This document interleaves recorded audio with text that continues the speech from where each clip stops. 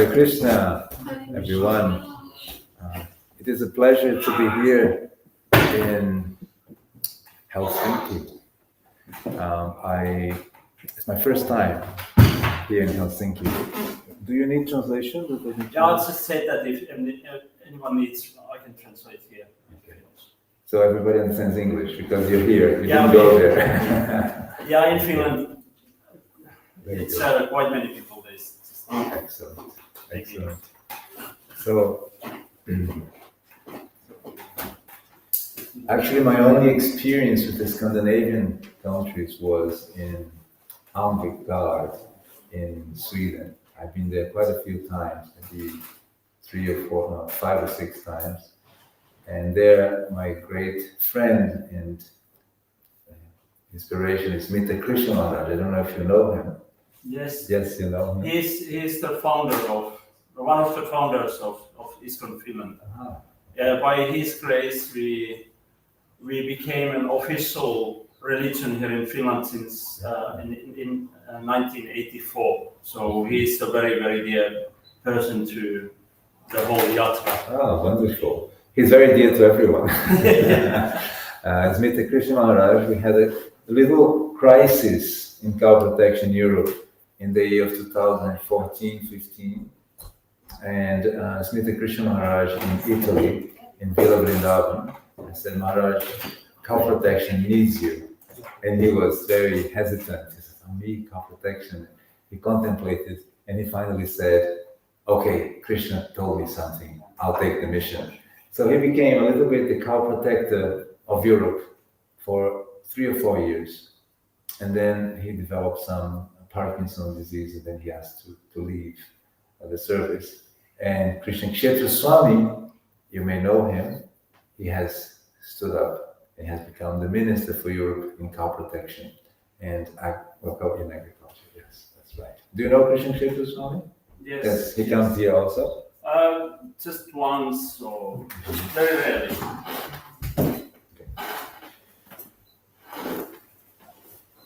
But he has disciples here.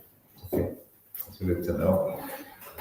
So it's an honor for me to see all the heroes defending Krishna consciousness here in such a north dimension of the planet. And I've seen photos of your temple.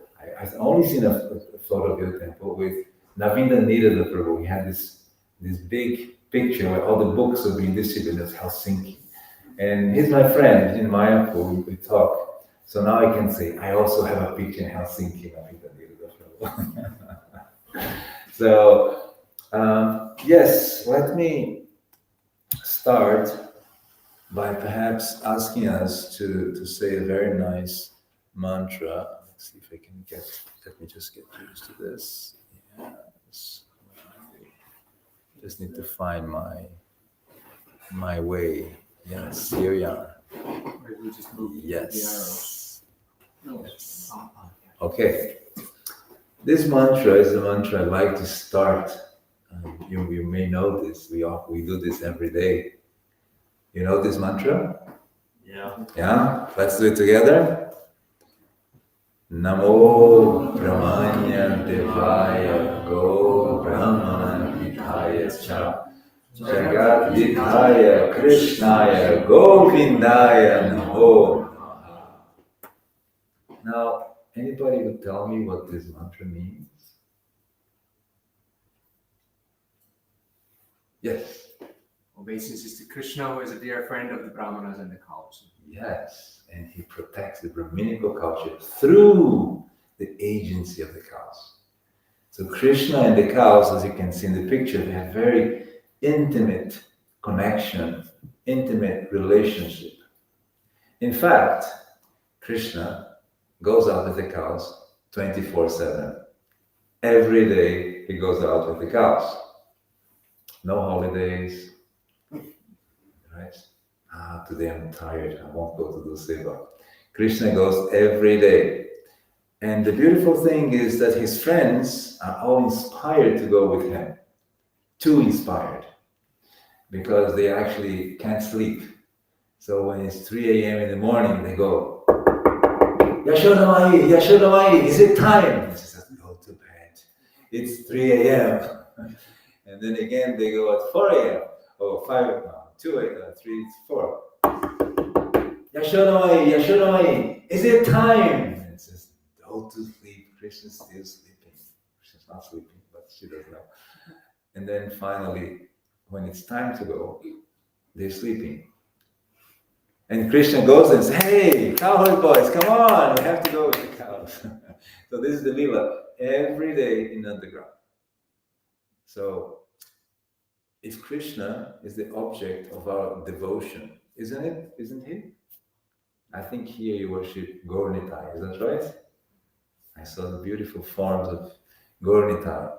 And they represent, they're the embodiment of the love of Radha and Krishna and the cowherd boys, the cows, Vrindavan, underground. So I came here today to the two things.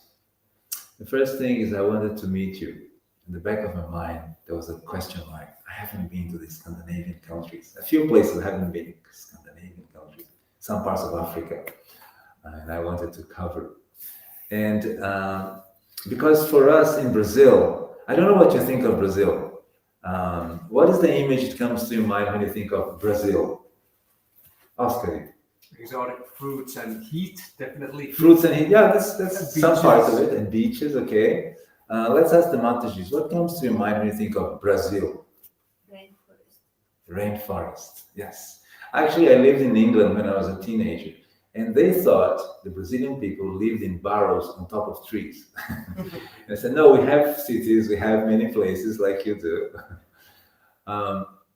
But in my mind, Finland, I didn't have an image what it was like. It looked like it was very cold, very far. But actually, it's very much like Sweden. When I was coming on the plane, there are many lakes I heard here and a lot of forests. So it was interesting to see that.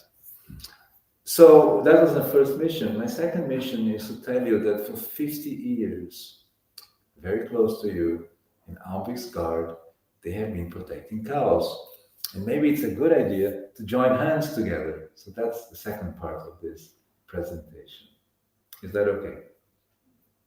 Yes? Okay. So, yes.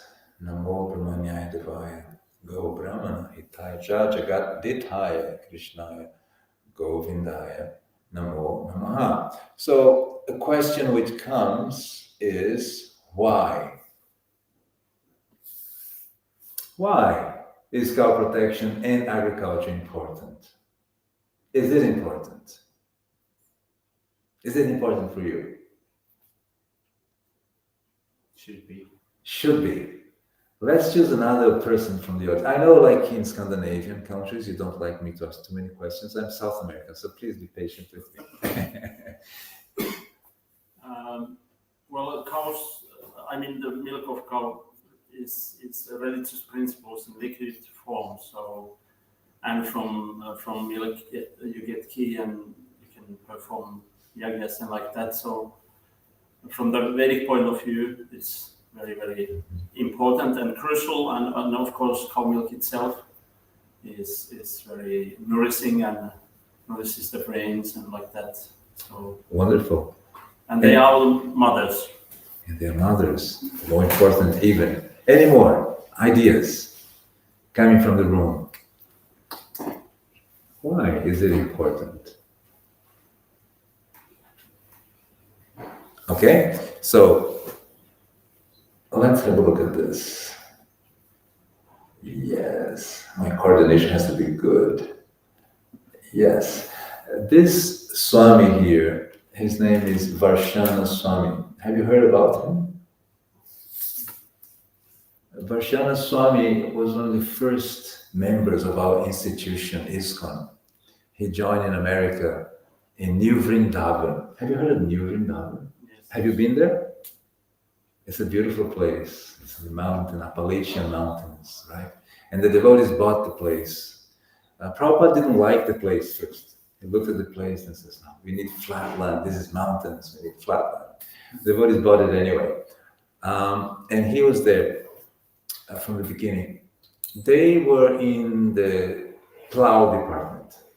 everybody who worked with the oxen in agriculture called the plow department.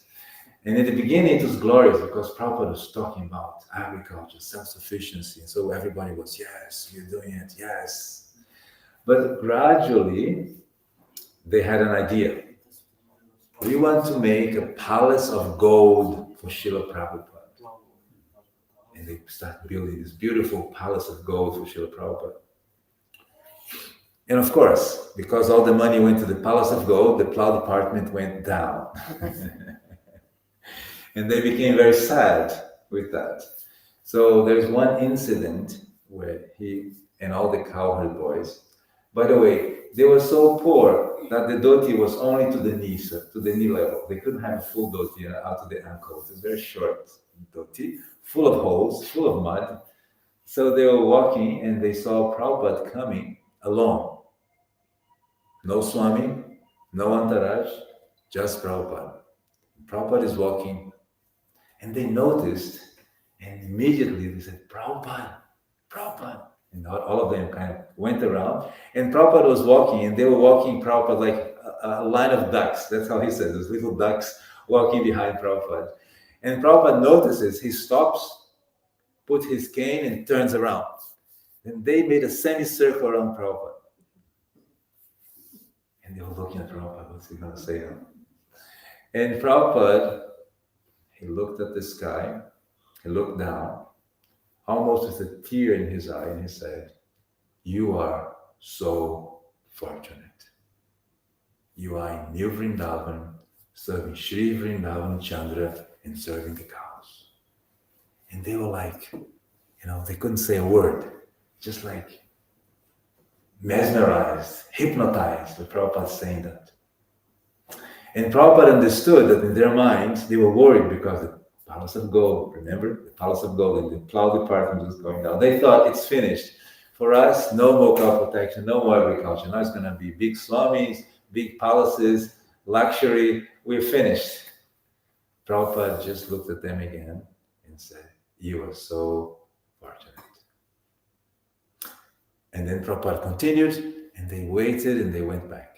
But he narrates that they were so inspired because they understood we have to do it.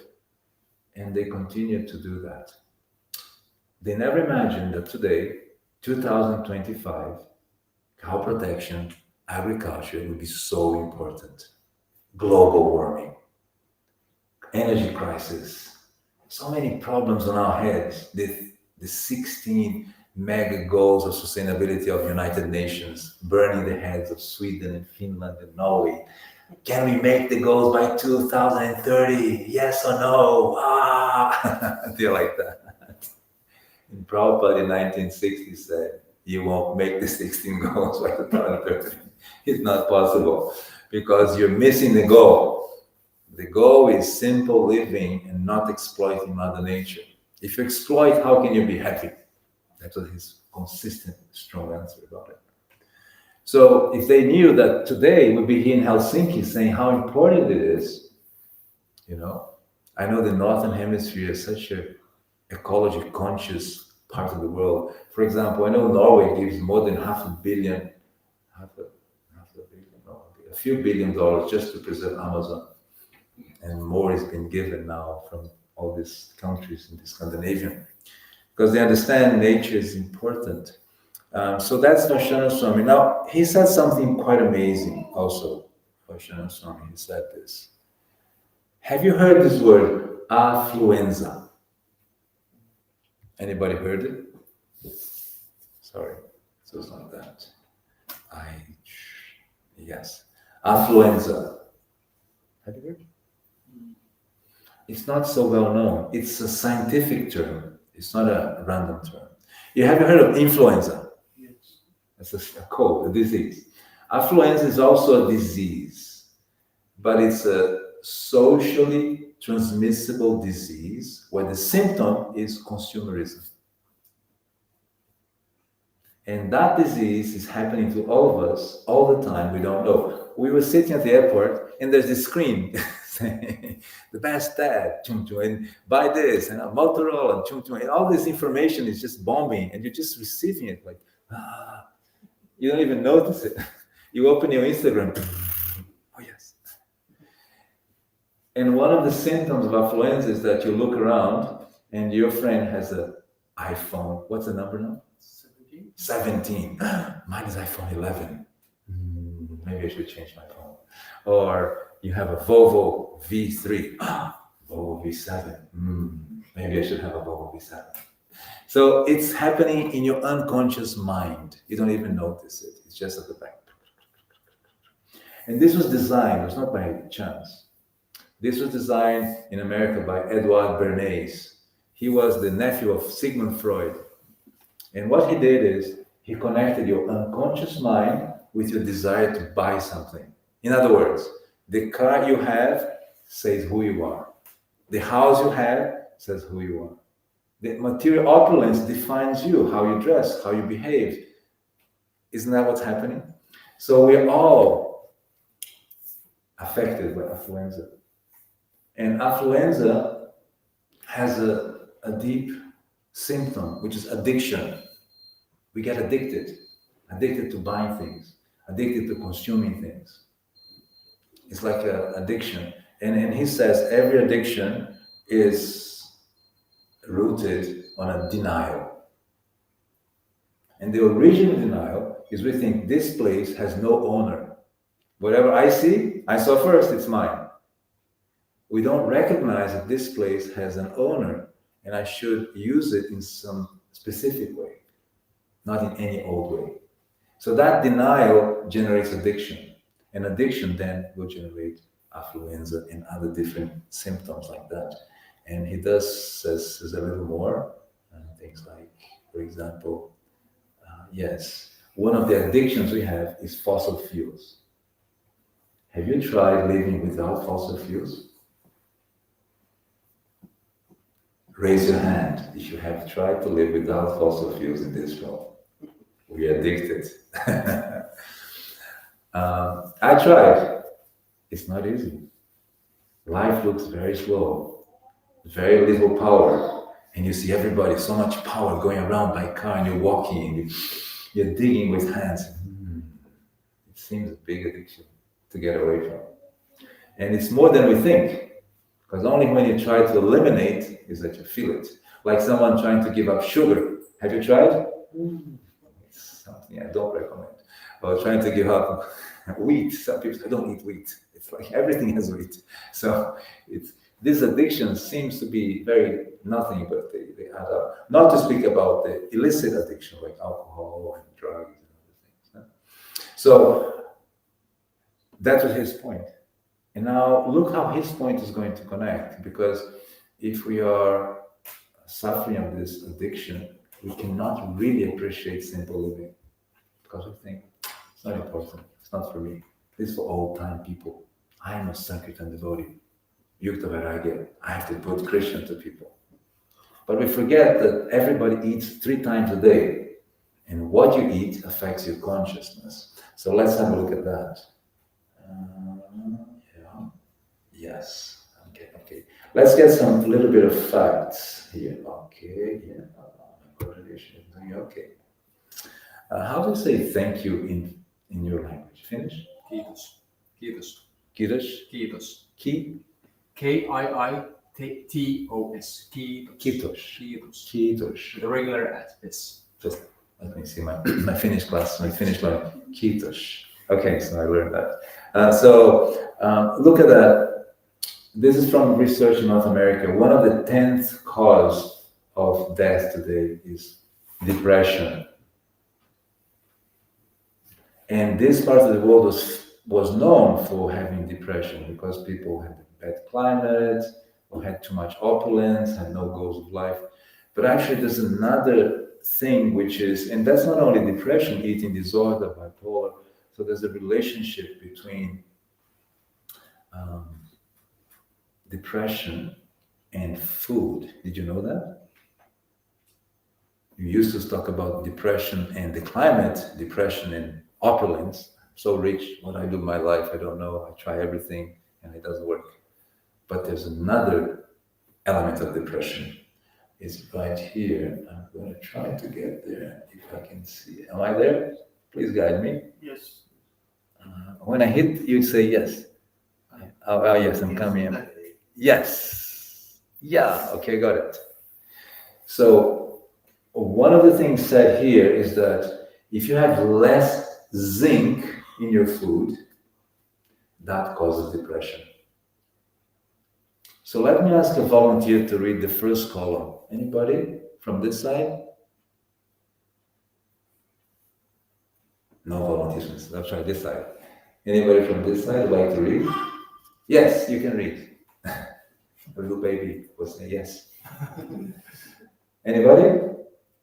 You can, okay. The left side. Yes, first. Review of works from 1975 to 2008.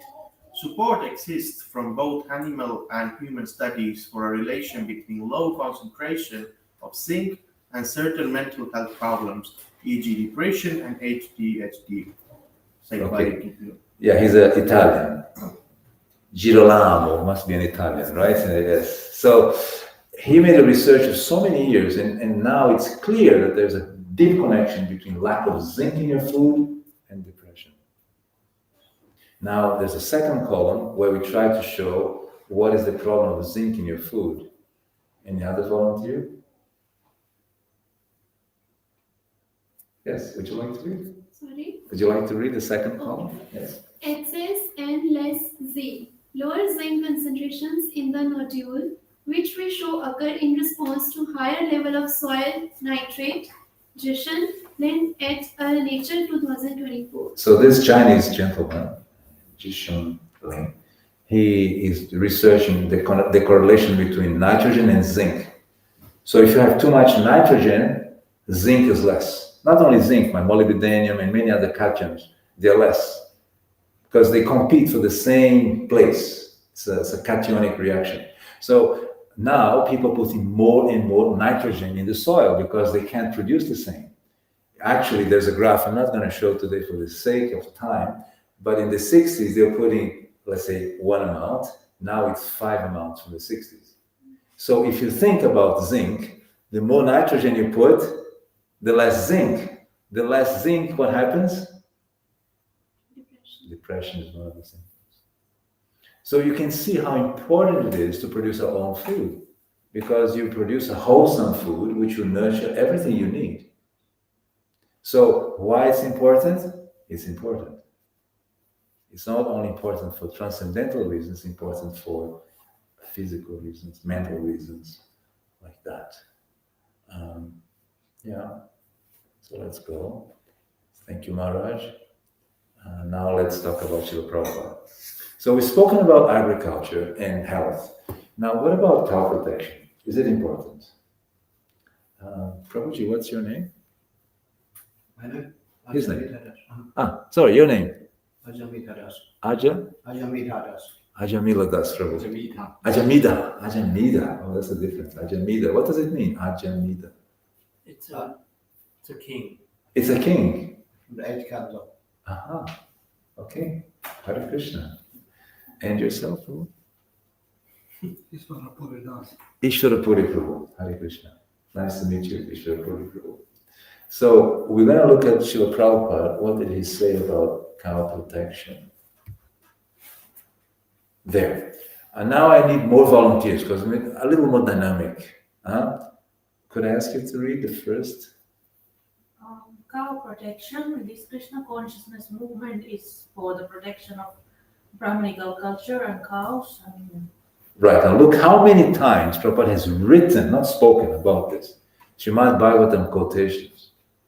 It's not something he spoke on a side conversation. This is books. Okay. We need another volunteer to read the second one. Oscar, can you read this one for me, please? Sure. Cow protection, the most important business of the human society, and number of quotes. Yes. Seven instances. Most of the lectures, he emphasizes most important business. Because the Vaishya should make business, but the most important business is cow protection within the businesses. But not so many are doing that one. Okay? From the backside, a volunteer. Let's read the next one, the next code. Yes. Brahminical culture. Let's have the servant of the king, Ajamidha. Co-protection. Without protection of cows, Brahminical culture cannot be maintained. Aha, look at that. Srimad Bhagavatam. This is books reference. See how important Prabhupada is building up the argument here. Okay, let's have now. Now, I want to show a little bit what's happening to the world in terms of meat consumption. Meat consumption. Look at that. Can you see the blue countries? North America, Brazil, India. You never imagine India. Look at that. It's one of the top consumers. China, and then of course come with Canada, Argentina, Russia, Australia, South Africa. We started in the 60s, according to this research, with something like 60 million metric tons of meat consumption in the world. In 2021, they're saying how much? How many metric tons? 350 million metric tons. It's almost 7 times more. Now it's curious, for so many vegans, we talk about veganism, animal rights, animal protection. How is it increasing? Any idea how it's increasing so much? It's cheaper than the vegetarian. Is it? Here in my country, it's way more expensive. Meat is like top for rich people. Poor people eat low carbs. No, low protein, like low carbs. Is it cheap here, meat? Yes, I have experienced that it is cheaper than vegans. Is it? The vegetables, if we want to eat only vegetables, if we want to be only non-vegetarian, vegetarian. Non-veg is more expensive than veg. Non-veg is more expensive than veg. But Non-veg so is- much of the meat products are just Yes. what we could call slaughterhouse waste products, and that's being sold as minced meat and what have you. So that's the cheaper part. Yeah, yeah, That's the meat. that's cheap. It's the breast. Yeah. Okay. Yeah. So one of the explanations is in the past, our great grandfathers, meat would be eaten on Sundays, a special occasion, and today it's every meal. Like look at the McDonald's. What is a McDonald's? What's a hamburger? Can you define a hamburger for me? Have you thought about? In the past, a hunter would go kill, cut the animal, cook it and eat. Fight, kill, eat. Now, you have this slaughterhouse which kills thousands of cows, mixes, and offers you in the form of a hamburger. Tiny bits of each tiny bit is from a different animal. So a hamburger is a medallion of cruelty. I can eat so many animals at one time. It's not only that you need the meat, it's like a reward. So this cruelty goes into the mind of the people, and people start to eat more and more and get addicted to it. And it increases the consumption of meat. Even though there's such an awareness of animal rights, veganism, vegetarianism, to a degree that I took a flight from Brazil to India. And they said, sir, we have vegetarian options. There were 6. I said, my God, 6 vegetarian options. We are lucky today. There was 1 in the past. There was continental, vegan, Jain, all kinds of vegetarian options to me. And I said, wow, I didn't know which one to choose. I always go for the Jain or the vegan because then you don't have the other stuff. So, but that's a leap from nothing to 6. I don't know if they have 6 options for other people. We had 6 options. So it's a big, so much consciousness, but so much increase. And the problem is once you increase the meat of cows, you generate such a bad karma for the planet. Such a bad karma. All these wars, Ukraine, Russia, Iran, Israel, India, Pakistan, China, India, all these conflicts has a reason. Has a reason. And you may think Brazil never had a war, but we have a civil war inside our cities. If you go to this favelas, these places. The police is always there armed every day. People get killed from nothing. They walk in, a bullet goes through. So it's a war. So even places that don't have a formal war, there is a kind of war inside the country nowadays. So, yeah, this is on the bad news side of our civilization. Now, milk. I'm going to ask Malia Harikunda Mataji to read about milk, because I know she's connected to milk in some way. Can you read? You need glasses? The principles of religion in the liquid form is particularly essential for developing the finer tissues of the human brain so that one can understand the intricacies of transcendental knowledge. What you just said in the beginning. So Prabhupada again and again talks about milk as the ingredient which will basically nurture the finer tissues of the brain. Now, the way the cows are treated today is revolting. And so many people, they don't feel like they don't want to be part of that. And that's understandable. That's actually noble, because they say, no, we don't want to be connected to that.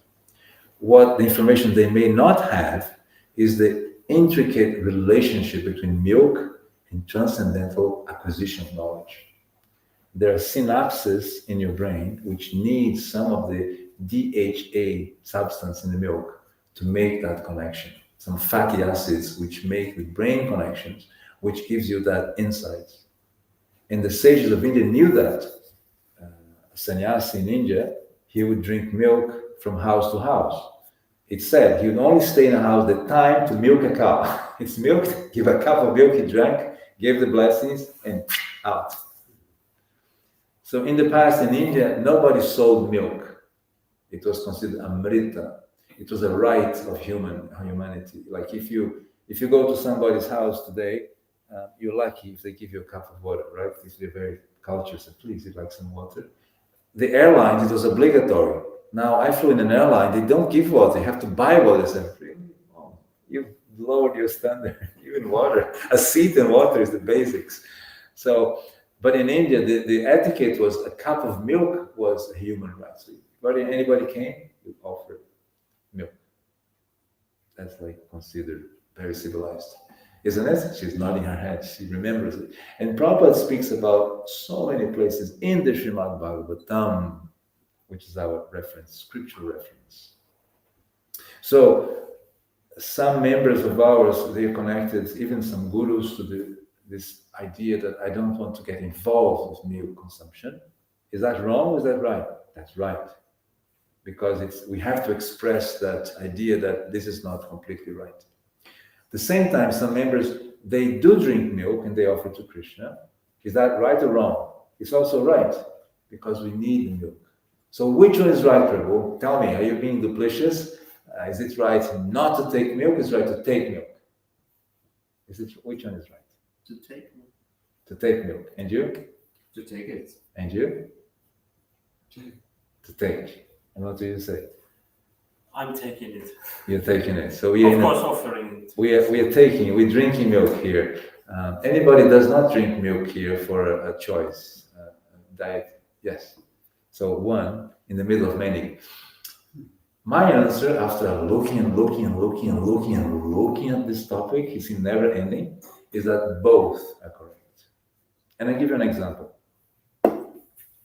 Bhakti, devotion to God.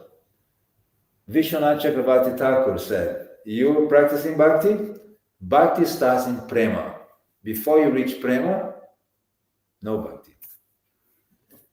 We said, Prema? Maharaj, I'll never, it's not for me. I'll quit Bhakti today. It's no future for me. Then Baladeva Vidyabhushana very mercifully says, wait a second.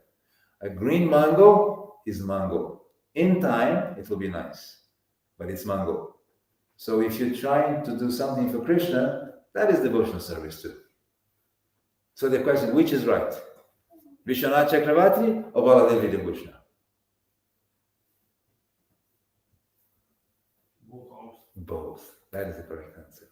If you're proud, I know Bhakti. I can recite scriptures. Bhakti is for me. I am the Swami. I am the one. then Vishwanath Chakravarti for you. Bhakti Sasa Prema. You're too depressed. Oh, I can never do bhakti. What is the chance for me? Well, there will be devotion for you. So both are correct. Similarly with the milk issue. If you're thinking, yeah, I can just go into the shops and dairy department, it's for me. Krishna, Krishna, Shri Vishnu. Yes, Krishna, you remember that cow, didn't you? So, or if you say, no, I cannot be engaged into this because I don't think. Now, in both actions, the correct result is that your action generates an increase in consciousness, an increase in milk, ahimsa milk production, an increase in the expansion of this cow protection. If you take one pole or the other, the end result has to be increase. Just like if you choose Vishwanath Chakravarti Baladeva, the end result is bhakti. Right? That's the end result. So if you're just sitting and criticizing, no, that's not bhakti. Bhakti is if you do something about it for Krishna. It's all right, my position is I don't want to get involved. Fine. But my action inspires many people to increase ahimsa milk. Yes. I drink milk. What do you do for ahimsa milk? Oh, it's not so important. Oops. Vishwanath Chakravarti in your head. So that's how we should deal with this milk issue. Okay? Is that okay? Is that good? And then we have civilization. Would you like to read? Is it too far? I don't see. You don't see so well. Sorry. Okay, no problem. Let's see. Would you like to read civilization? It's a small sentence. I can't see it either. You can't see it either. Okay, so all right. So you're too far. Even my glasses. I think you need medical doctors here on Sundays. Yes, okay. Anybody else would like to read? Who can see? Yes. Without it, there is no civilization. Prabhupada, it means milk. Yes. Okay. Milk. And he's talking about in Srimad Bhagavatam lectures. This is just a few. There's so many more where he says the exact sentence which is written there. And finally, I bring independence. And I know the Scandinavian countries claim themselves to be independent. We value independence, our expression of ourselves. So Prabhupada says this about independence.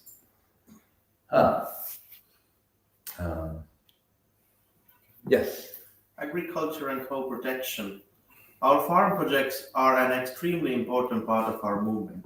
We must become self-sufficient by growing our own grains and producing our own milk. Then there will be no question of poverty. So develop these farm communities as far as possible. Where there is agriculture, there must be cows. That is our mission, cow protection and agriculture. And if there is excess, trade. So on this note, Prabhupada's formula was that he wanted to broadcast the mission of Sri Chaitanya Mahaprabhu most places he could. And as a foundation, he said, let's move to these communities where devotees can live peacefully, have time, and nurture themselves and become excellent preachers by example. Just by seeing them, you want to join. Because remember, the preaching index is your face. If you're a happy face, people, he's so happy. Like I saw Oscar this morning. I mean, he was coming like 1 mile. That's Oscar. He's had a big smile. So positive, and he's such a host. You should be proud of him, the way he received us. We felt like sannyasis, right? Very nice. So, independence is very important because we are a Brahminical movement, and the Brahminical movement needs to have an opinion about life, about transcendental knowledge. And if you're depending, you need to balance your dependence with, like you depend on the European Union. You can't say everything you want. And you're dependent on some other person, like a child depending on the father, she can't really express herself. So that independence Prabhupada wanted for us to really preach our mission broadly. So he created this balance between the temple, the preaching, the mission, and the farms. So I came with my second mission is to kind of propose a cooperation between what's happening in Alviks and what's happening to you. So Tejasri and Mali Harikunda belong to that project. They have been doing cow protection for ages. I won't say how long. I don't want to reveal their ages. They're young people. But I'd like to invite you to come and speak a little bit about what you do in Alviks and how's that. And are you ready? Are you set up with your photos? We have the iPads. I wonder if we can connect that to the projector. He's the IT. You can share it to me. But I think I sent you a link because I think it's on Google Drive, so I don't that's have it connected here. to internet. That laptop, one Yes. should be able to see the. This is not my laptop, right? So I It's not. You can share it. Okay. You can share it to Oscar. So while they're doing this internet cybernetic connections, questions, comments, reflections, you could use this little minute that they're using to do that, to make questions, to correct myself. I live to be corrected. Or share something which was interesting for you. Yes. There's a lot of pastimes with the Lord Krishna and the cows. Could you tell one pastime that you like especially of those pastimes? Yeah, there are many, right? Yeah, there's one I love. Krishna was lost. He was hidden inside the earth. It was cold, and the deity form was, nobody knew where it was. And there was a very dear devotee named Madhavendra Puri. Have you heard of this name? Yes. Madhavendra Puri was in Govardhan, and he was going here and there and wandering, and these dreams came to him. A little boy saying, "Hey, I'm here, I'm in the cold, come with me." Yeah.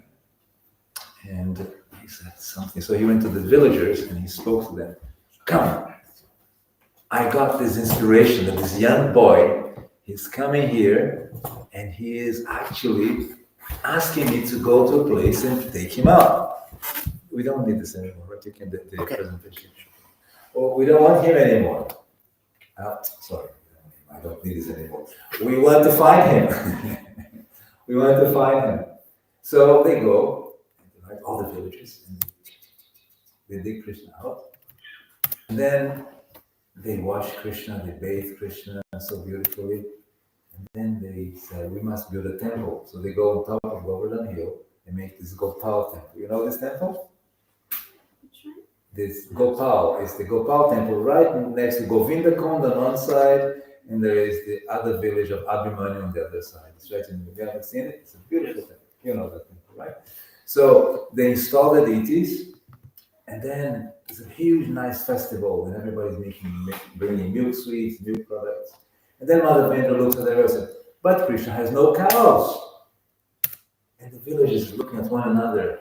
And it's described in Chaitanya Charitamrita that in 1 minute, Krishna had 1,000 cows. Now, I was wondering, how did he get from nothing to 1,000 cows like this? Must be that every farmer gave 2, 3 cows, 4 cows, 10 cows, 20 cows, 100 cows. So like now Gopal has these 1,000 cows, but they're managed by the farmers, not by the temple. So I like that pastime because there's a sweet connection between when Krishna is installed and cows. You need to have both.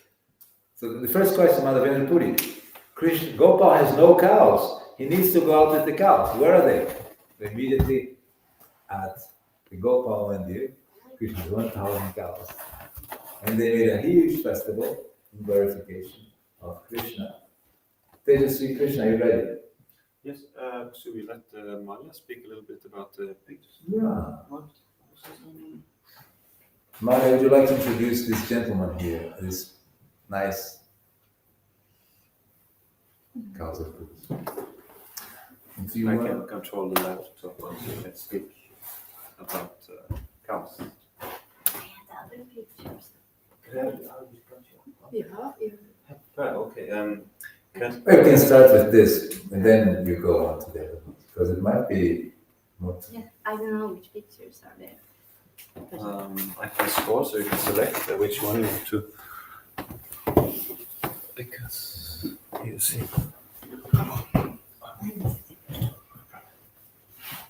You can just select one picture and. Should I say something about these cows in the picture? Yeah. That was my idea. I didn't Do you know them? Yeah. We start with our first, our smallest. Nishinga. Yeah. Yeah, he okay. He's Nishinga is we just got two young bull calves from actually just from a farm in Ghana where they would have gone to a not very nice destination. So we'll train them for work. In Hamburg, we mainly have the oxen for forestry work because it's maybe not so obvious, but when you come to Hamburg, it looks like a huge place. It's 120 hectares. But actually, that which you see, which is Hamburg, is just 20 of the 120 hectares. The rest is forest. So there is lots of forest, and we heat our houses with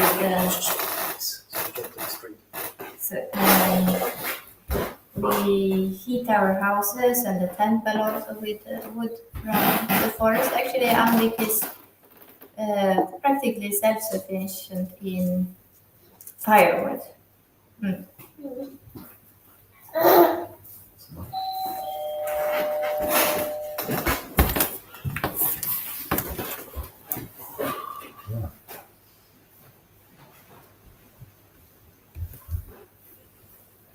Speak about the cows, making cows.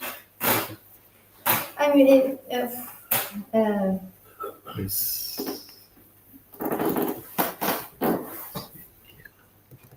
we have six at the moment we have 50-50. 6 cows and 6 oxen or steers with males. So you have to say that the Scandinavian Yatra Yeah. has 6 cows Yeah. and 6 bulls protected. Yeah. We need to increase that number, right? So we need to support that number, all right? Yeah. We kind of try to keep it on a not go too big because We could go to 15. yeah, we could. 15 is the maximum capacity, is it? I think that space-wise, that's a good number to not. No, if we want to go bigger, then we have to expand. I have a comment. Yeah. That depends what's the reference. If it's Sweden, it's only 15 because you need like so many meters. If it's India, we could say more. So, there is actually a practical consideration also because you know that if you exceed. how many square meters? No, it's just when you exceed 14 animal units, then you start all the requirements kind of. You have to have this and that and everything more fancy and complicated. So we're quite happy to not exceed that. But yes, I mean, we have it very spacious. It's very luxurious. Some other farmers will say, no, we can squeeze in. Like, technically, you can have a lot of them, but we want to protect cows. We want them to be happy and to have enough space also. So this, actually, I'm not sure if this is Strad or Rohini. Looks like Rohini. Yeah, they look just very, very similar. So they came to us 2022 about. So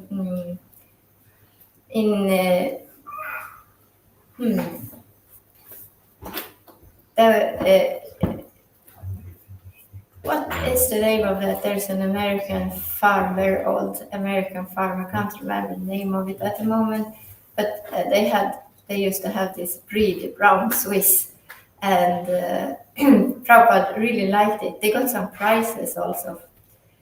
it's still existing, a very famous American farm where they had these brown Swiss cows. So they got prizes from the state for, and Prabhupada thought, these cows are so nice. He asked, I don't know who he asked, I don't know the name, like we should import them, export them to India. Yeah, and they were trying to like figure out how can we bring these cows, like some of these cows to India, but it was too complicated. So this breed is, we thought it's nice to choose a breed where the cows are very, they're usually quite down to earth, very very nice and kind, and they have nice hooves and nice oxen. That is also nice cows, nice oxen. So because also that's a little bit with. I thought about this when we were speaking about nourishing the brain, because now we have in the world 80%, globally 80% of all the cows approximately are of this Holstein breed. So 100 years ago, the Holstein breed was just a very small breed, mostly localized in Europe, in like this area, Netherlands. But they have been bred very heavily in the direction of producing large amounts of milk. But it kind of gets diluted when you get to higher quantities. So actually they have much lower levels of such things that we associate with the brain, like B12 and omega-3. I read somewhere that it's like 6 times less also compared to some of the more, like these brown Swiss breeds, they're producing a good amount of milk. There's no shortage. They also have a special like casein mutation, which actually when we make paneer from the milk of these cows, you get nearly double as much paneer as you get from the Holstein cows. So it's a little interesting. I don't know how to think about that as a devotee, but or as from this point of view of brain development. But one sees that again, this like with modern life, when one is putting the emphasis on big quantities, then oftentimes the like quality goes down. So anyhow, they're very nice cows. Yeah.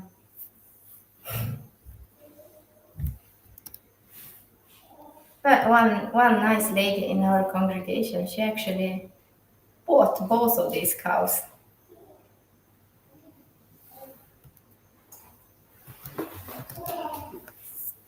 Yeah. Lakshmi. That must be Lakshmi. Yeah, Lakshmi. With the horns. Yeah. Okay. Yeah, we also have some funny Swedish indigenous breeds, which we very like enthusiastically got.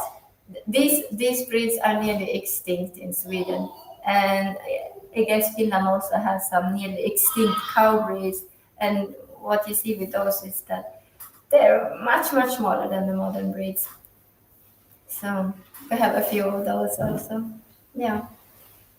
I mean, I'm just talking breeds, but she said. How many are there left like this? This is what's the Less breed? than 200. And the breed is like Ven cow? Cow. Mm-hmm. Yeah. Yes. They actually, everyone thought that they were extinct, but then they discovered some little funny farmer who had a little farm where he just hadn't like interbred. So yeah. And we have 3 of them, is it? Well, 4, because 4. Bhima is also one of them. Bhima, but Lakshmi, Lalita, and Bhima. Okay, yeah, 3. And I still count copy. Sometimes they die. That happens. It was now I was a little surprised because we were in Oslo and Gothenburg, and we got this question 3 times. And then when I came back, someone wrote also, like, what happens? So I thought, okay, that's people are wondering what happens to the body when a cow dies. So there is actually, at least in Sweden, you are not allowed to bury the bodies. So there is a place, there is some people you call, and the bodies are actually cremated like humans. So that's what happens. Now I'm saying in case anyone is wondering. Yeah, and then we have here's Bhima and Nandi. So working. Here they're just walking, but yes, they are our older team, and that's why, because they're becoming a little bit of age. So in a few years they will, they're already slowing down a bit. But so now we have this young couple. So we'll see how it goes. What kind of work do they do? These two, no, mostly forestry. Forestry. Yes. One thing one maybe didn't think so much about when Alnwick was bought is that this place has almost the purest clay soil on the scale. So there are some places in Alnwick with a little bit better soil, but it's quite heavy to plow, for example. So we've done some plowing, but mostly it's and there's so much work in the forest. Like one could do so much more. So and now it's getting how to say, at least in Sweden, because the winters have become milder.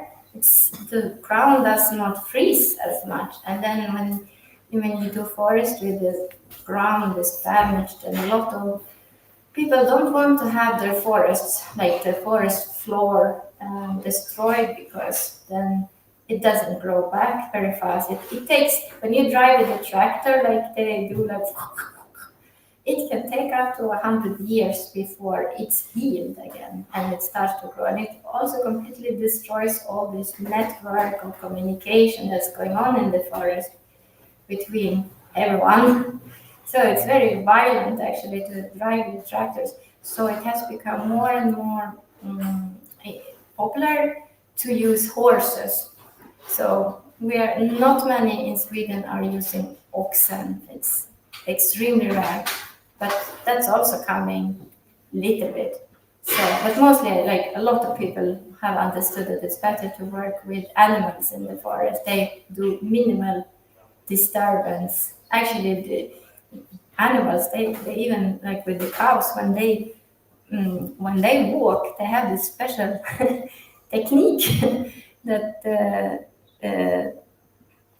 things grow very nicely in these places. They kind of push down the seeds in a nice way, just in the right place, and this stimulating regrowth.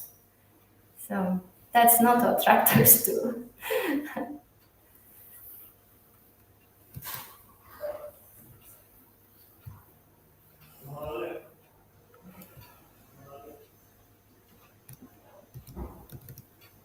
It is mostly.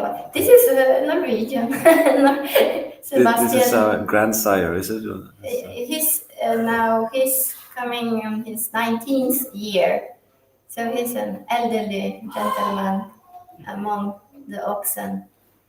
So that's also very nice when you see them growing up from different, generation after generation. Some are born in Alnwick and some we got from outside. Like he's coming from outside as a Norwegian mountain ox. So they have very strong bonds and relationships between each other. And yeah, Sebastian, he's always good, keeping he's with the ladies actually. We put him with the girls because they're happy and he's happy. So one always has to pass a little bit around sometimes to figure out how, with whom they have their best friends, and of course some have their own children, and yeah.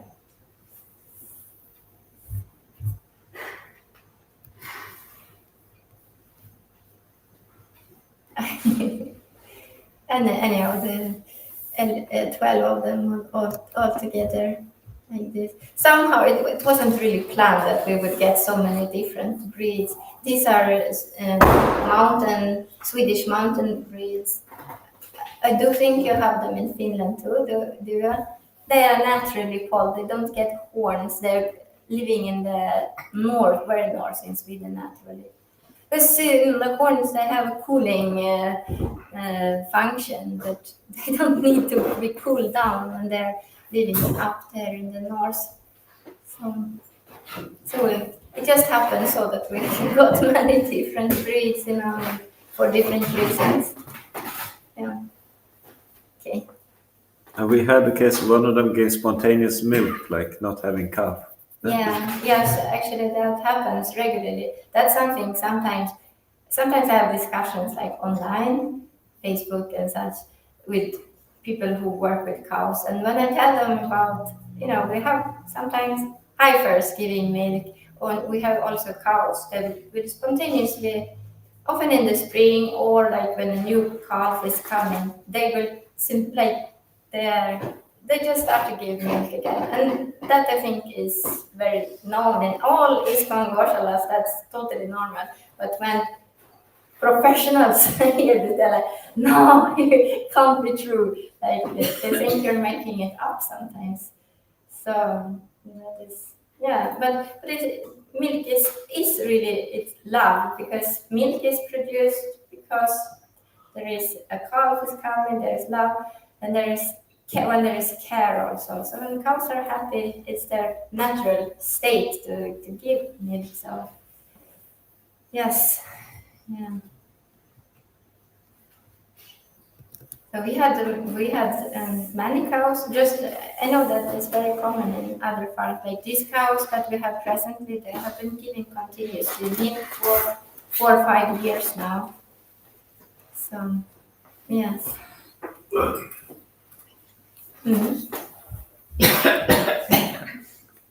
I cannot resist but to mention, as you were saying about the luxurious conditions of the cows there at the Goshala. So I guess it's pretty safe to say that in this part of the world, there is no other place where cows get to hear Srila Prabhupada's bhajans daily. So that is definitely something to add up to their luxurious conditions. There are the speakers there and Srila Prabhupada's bhajans being played there. There was some technical problem. Oh no, there is. Okay. But yeah, that's true. Usually we have the buttons on so that they hear. Yes. We also have a lot of like we have this Wednesday. On Wednesdays we invite everybody from the whole community to participate in the taking care about the cows, milking, cleaning the barn, and we do it together. So we have been doing that for many, many years. And then we have kirtan, prasadam. So that is also like one of the big benefits of having a Goshala, because it brings everybody together. And everybody, all the children who grew up in Alvik knows how to take care of a cow. Basically, if they would have to, they can. Like they can take care of everything, milking and cleaning and so on. So it's not a big mystery.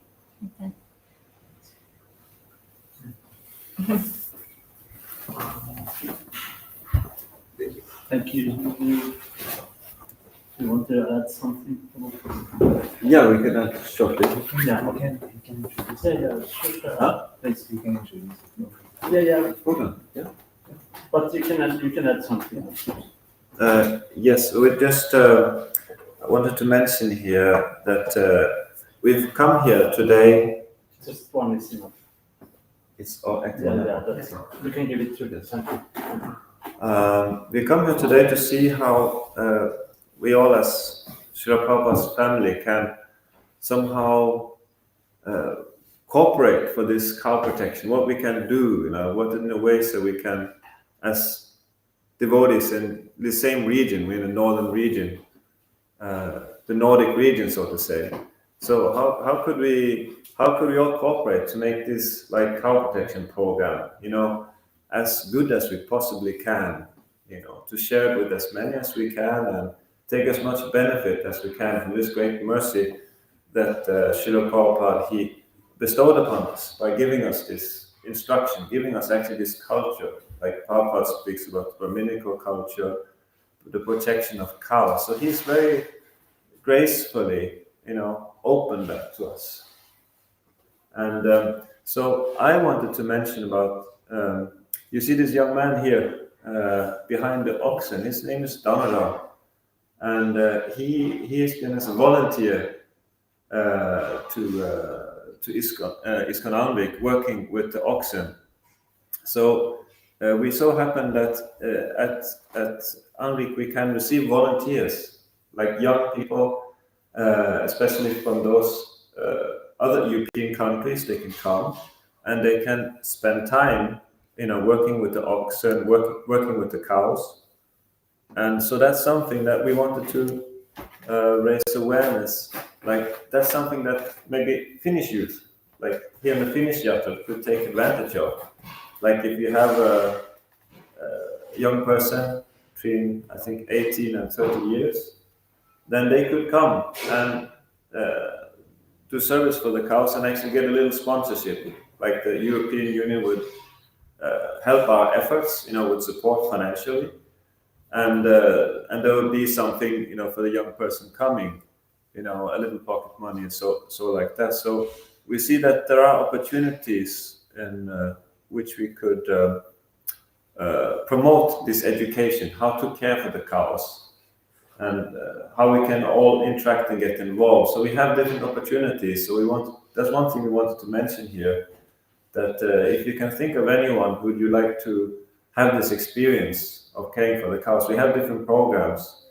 And so there are two particular programs that we're having in Alvik as opportunities. That's the European Volunteer program and the Young Entrepreneur program. And otherwise, like our community is open for anyone who wants to come to visit and spend time. That's also possible. So,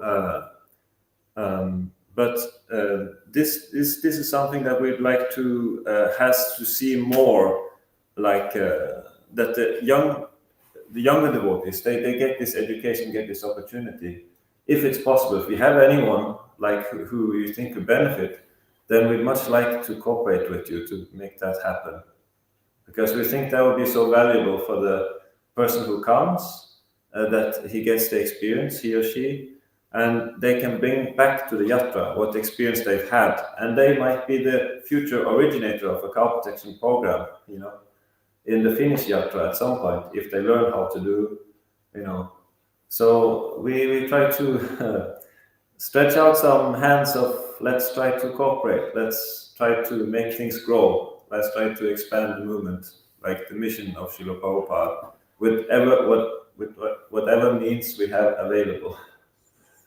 So I'm personally involved in those programs. Like I'm connected with the devotees who are coordinating this effort. So that's why I would like you to reach out to me if you have someone in your family, or if you know some young devotee who might be a good candidate. I would welcome you to reach out to me for that. Yes. So with that, I give the word to Prabhuji. Thank you very much. This is speakers one, also Malayali.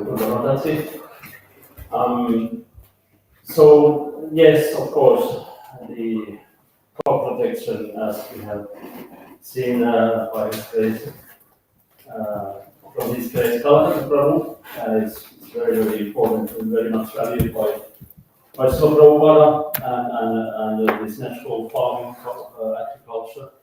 So of course we need to do the best we can, and it would be really nice to be happening in Finland. But at the moment, that cow protection possibility is not here in Finland.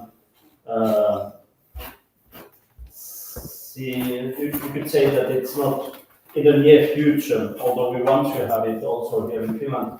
So definitely this kind of cooperation with the existing farm here in the Nordic countries, we actually are not Scandinavian countries, if we are very careful,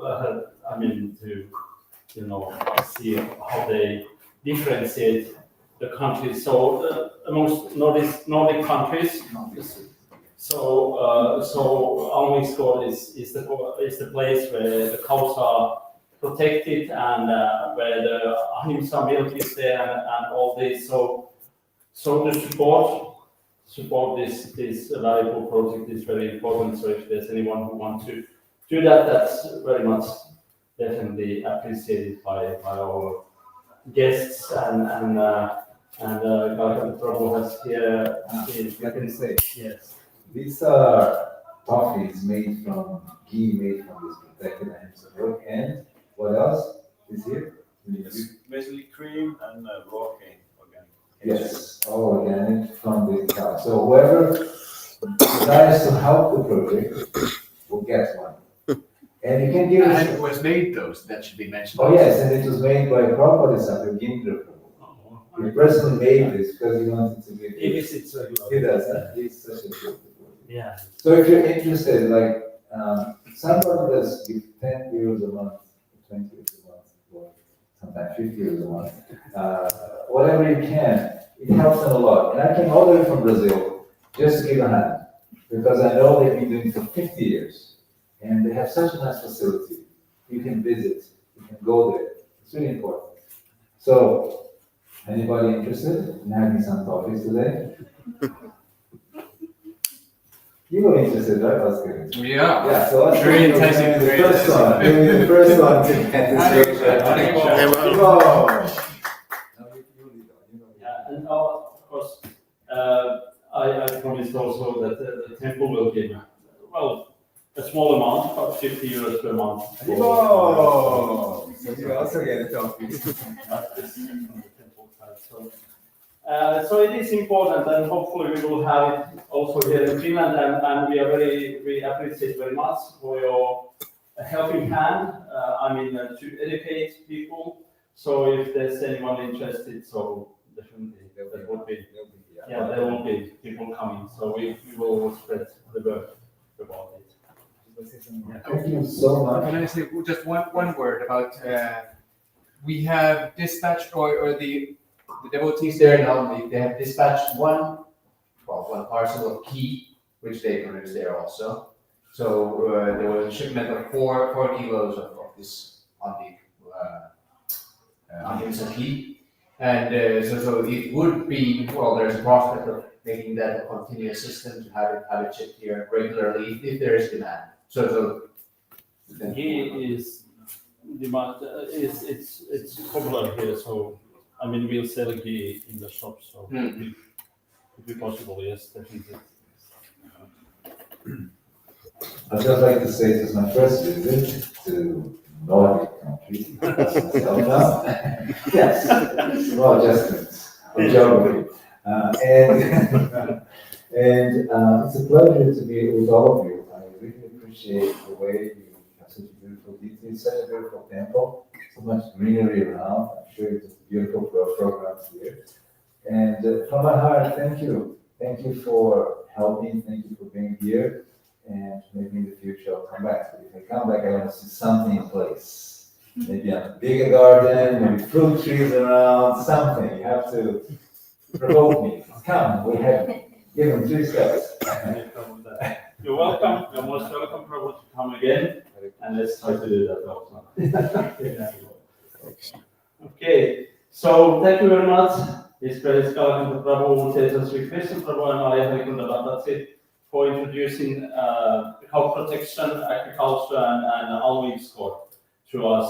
That's wonderful. And let's try to cooperate. Let's cooperate. Let's cooperate. That's important. Okay, this praise Kalakantha Prabhu ki Jai. Jai.